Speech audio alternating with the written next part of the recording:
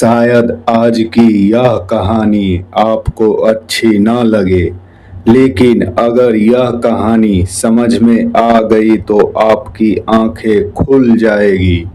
क्योंकि यह कहानी किसी राजा की नहीं, किसी साधु की नहीं, यह कहानी है एक ऐसे भक्त की जो भगवान को रोज पूजता था, लेकिन फिर भी भगवान उससे प्रसन्न नहीं थे। बहुत समय पहले की बात है। एक गांव था। उस गांव में एक व्यक्ति रहता था जिसका नाम था माधव। माधव खुद को बहुत बड़ा भक्त मानता था। सुबह 4 बजे उठना, नहाना, मंदिर जाना, भगवान को भोग लगाना उसकी दिनचर्या थी।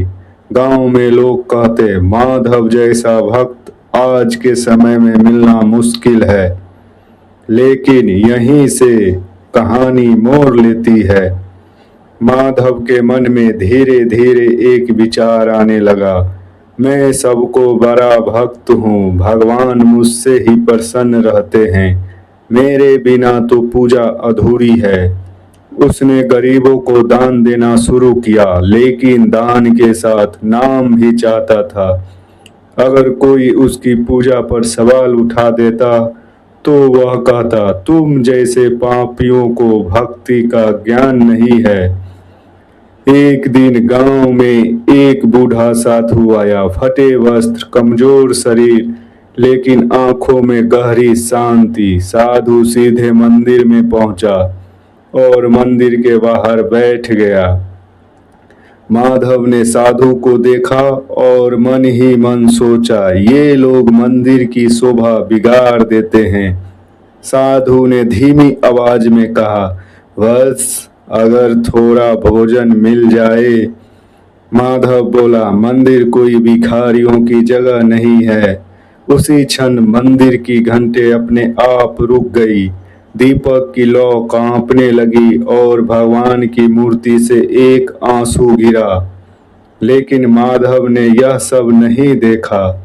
साधु मुस्कुराया और बोला, माधव तू भगवान को रोज पूजता है, लेकिन आज तू भगवान को पहचान नहीं पाया। इतना कहकर साधु की आंखों से तेज प्रकाश निकला और अगले ही क्षण साधु वहां नहीं था। उसी रात माधव को सपना आया। सपनों में भगवान बोले, भक्ति अगर अहंकार से भरी हो तो वह भक्ति नहीं, व्यापार बन जाती है। जिस दिन तूने मेरे भक्त को ठुकराया, उसी दिन तूने मुझे ठुकराया। सुबह जब माधव की आंख खुली तो उसके जीवन में सब कुछ बदल चुका था, लेकिन असली सजा अभी बाकी थी। सुबह होते ही माधव मंदिर पहुंचा, लेकिन आज भगवान की मूर्ति उसे खाली खाली से दिखने लगा। उसने घंटी बजाई पर घंटी की आवाज उसके कानों तक नहीं पहुंची। माधव के मन में डर बैठ गया, क्या भगवान मुझसे रूठ गए? उसी दिन उसकी दुकान में भी आग लग गई। जिस दिन पर उसे घमंड था वह राख बन गया।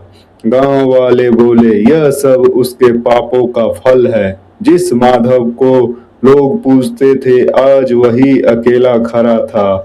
धीरे धीरे उसका परिवार भी उससे दूर होने लगा। पत्नी बोली, आपके भगवान ने हमें क्या दिया? माधव चुप रहा, क्योंकि अब उसके पास उत्तर नहीं था। एक दिन भूखा प्यासा माधव सड़क पर बैठा था। तभी उसे बूढ़े साधु की आवाज आई, माधव। माधव रो पड़ा और साधु के चरणों में गिर गया। मुझसे गलती हो गई बाबा, मैंने भक्ति को अहंकार बना दिया। वत्स, भगवान को फूल नहीं चाहिए, उन्हें भूखे का निवाला चाहिए। भगवान को आरती नहीं चाहिए, उन्हें टूटे दिल की सच्चाई चाहिए। जो भक्त खुद को बड़ा मान ले वह उसी क्षण भक्त नहीं रहता। इतना कहकर साधु के चारों ओर प्रकाश फैल गया और अगले ही पल साधु के स्थान पर स्वयं भगवान शिव खड़े थे। माधव की आंखें खुल गई। माधव, अगर तू सच में मेरा भक्त है तो अब मेरे भक्तों की सेवा कर। भगवान अंतर्ध्यान हो गए। उस दिन के बाद माधव बदल गए। अब वही मंदिर में कम और गरीब के बीच ज्यादा दिखता था।